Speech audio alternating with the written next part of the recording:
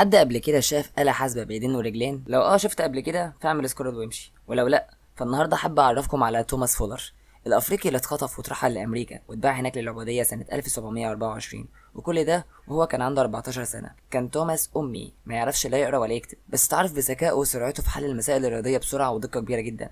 ومن القصص الموثوقة عن قدرته، فلما كان عنده 70 سنة اتسأل 3 أسئلة.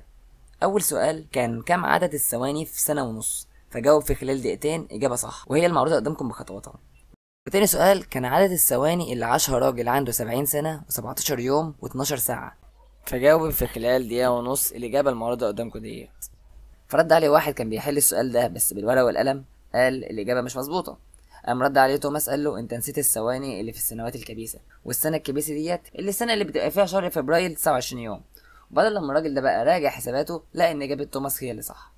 واخر سؤال كان لو في مزارع عنده 6 خنازير، وكل خنزير من دول هيجيب 6 خنازير في السنة الأولى، وعددهم هيزيد بنفس النسبة كل سنة، فهيكون في كام خنزير عند المزارع بعد 8 سنين؟